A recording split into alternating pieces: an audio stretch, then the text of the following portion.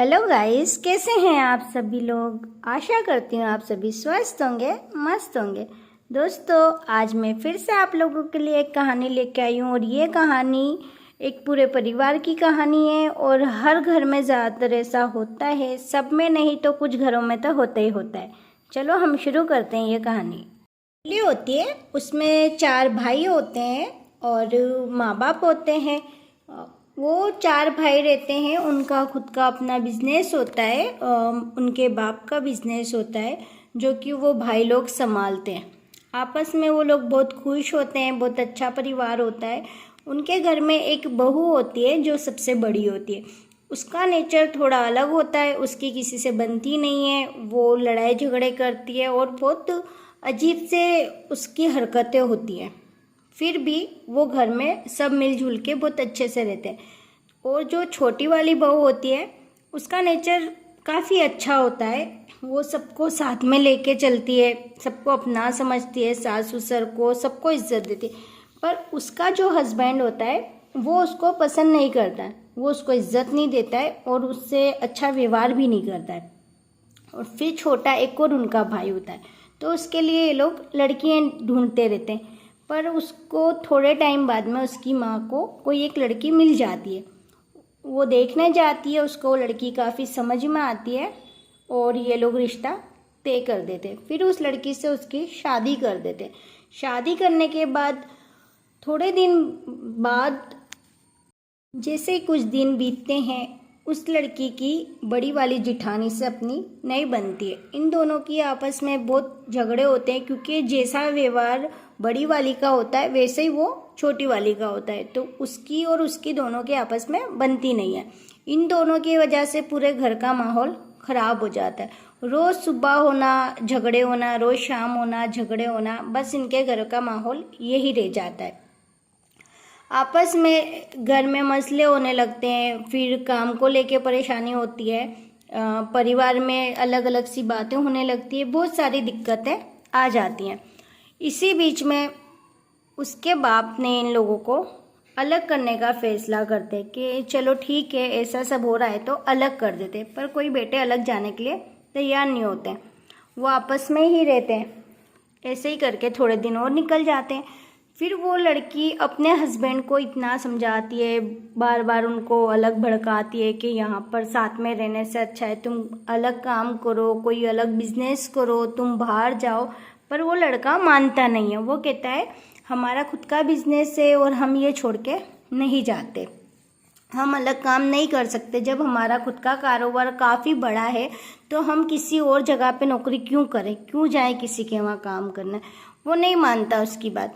पर वो कहते ना, बीवी आखिर बीवी होती है, उसकी बात तो आखिर माननी ही पड़ती है। तो वो लड़का उसकी बात आखिर में मान ही लेता है। वो उसकी बात मान के उसके बाप से बात करने जाता है और बोलता है कि मुझे बाहर नौकरी के लिए जाना है और मैं अब अपना बिजनेस करूँगा, कोई जॉब वगैरह करूँगा, अलग करूँगा। तो वो बाप तो आखिर औलाद के आगे क्या बोले, उसने समझाया पर वो नहीं समझा। तो वो यही कहते हैं उसको कि बेटा, जो अपना बिजनेस होता है वो अपना होता है और जो दूसरों का होता है उसमें हमें बहुत पाबंदी देखना पड़ती है। कहीं जाने आने से पहले सोचना पड़ता है, कोई भी काम करने से पहले बहुत रिस्क होते हैं। फिर भी वो यही सीख देता है कि तुम्हारी मर्जी, जो तुम्हें ठीक लगे। वो लड़का बाप की बात सुनकर चला जाता है और फिर वो वही करता है जो उसकी बीवी बोलती है। कुछ दिन बीतते हैं, वो विदेश चला जाता है।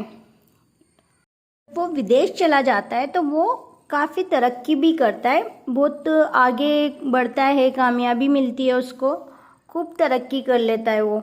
उसके बाप माँ काफ़ी खुश होते हैं और वो लोग फिर भी वो साथ में ही रहते हैं सब जने। उनका परिवार फिर भी सही रहता है। पर बात सिर्फ इतनी थी कि वो छोटी वाली बहू जो थी और बड़ी वाली जो थी, इन दोनों की आपस में कभी बनी ही नहीं। वो लड़ते ही रहे।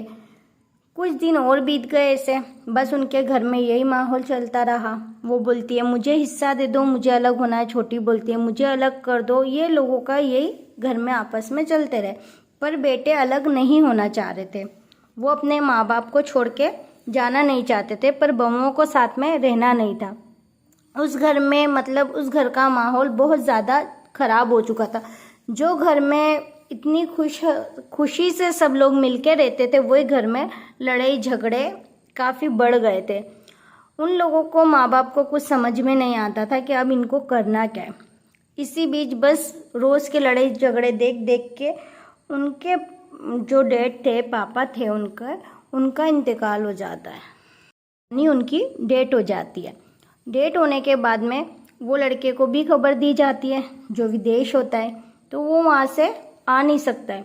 फिर उसको उसके बाप की बात याद आती है कि जब हम दूसरों का काम करते हैं तो हम कहीं जा नहीं सकते जल्दी, और वही सारी चीज़ें जो उसका बाप उसको समझाता है, वो सारी चीज़ें उसको याद आती हैं।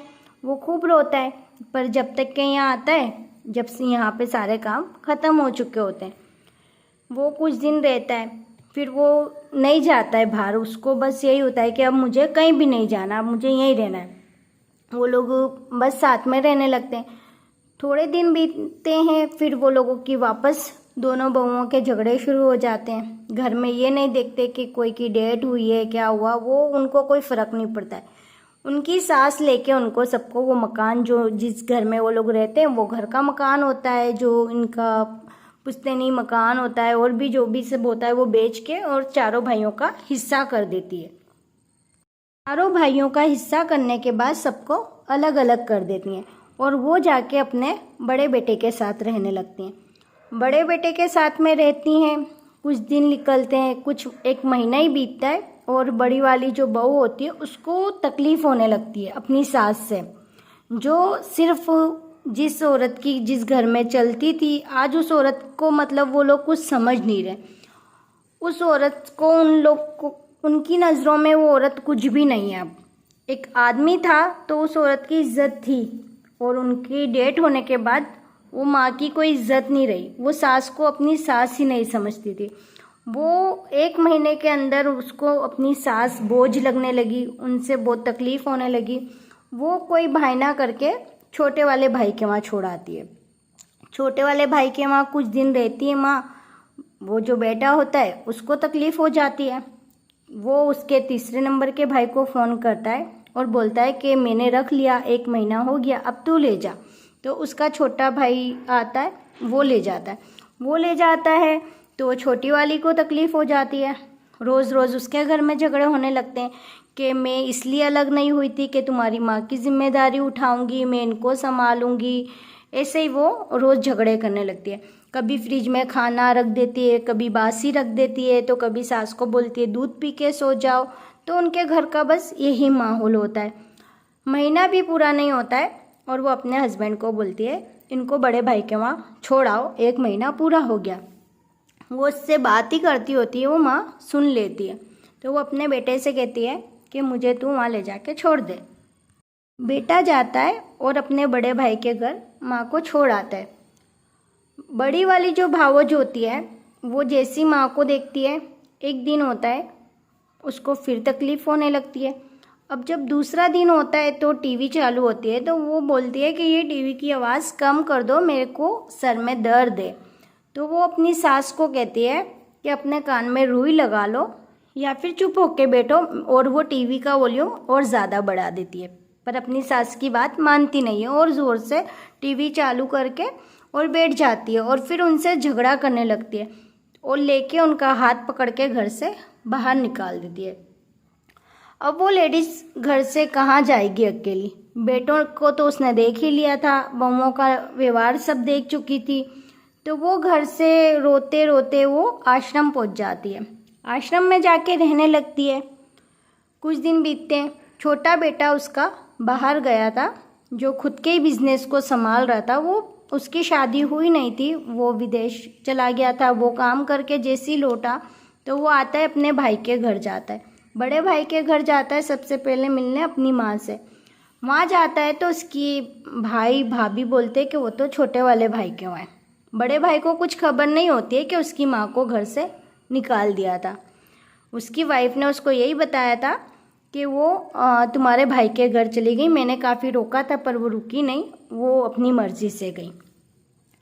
छोटे भाई के घर जब वो वापस जाता है तो वहाँ देखता है तो वो माँ उसकी वहाँ भी नहीं मिलती है। वो बोलते हैं कि यहाँ नहीं है, दूसरे के वहाँ चले जाओ। तो वो तीसरे नंबर के भाई के वहाँ जब जाता है तो वहाँ भी उसकी माँ उसको नहीं मिलती है। वो काफ़ी परेशान हो जाता है, सोचता है कि आखिर गई तो कहाँ गई। वो वहाँ से जब निकलता है बाहर तो उसको अपना दोस्त मिलता है।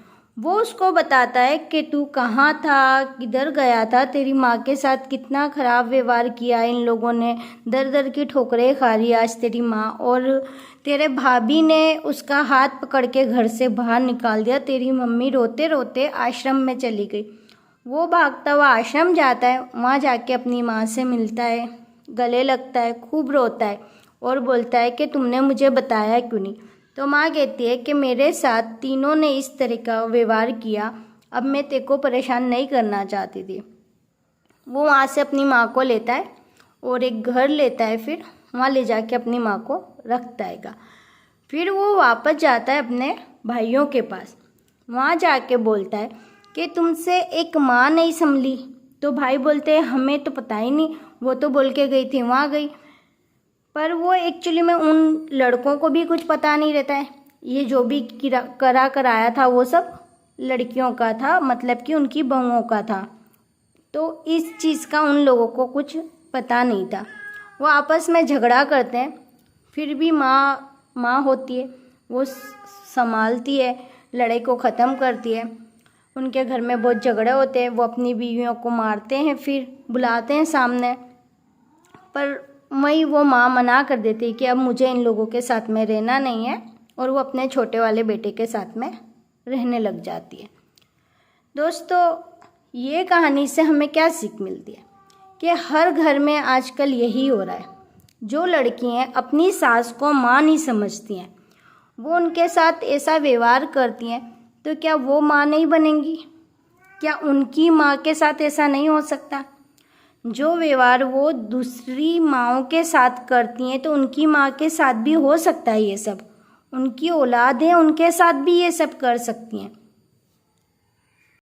ये कहानी अगर आप लोगों को अच्छी लगी हो तो कमेंट्स में मुझे ज़रूर बताएं और आगे शेयर करें। Thank you.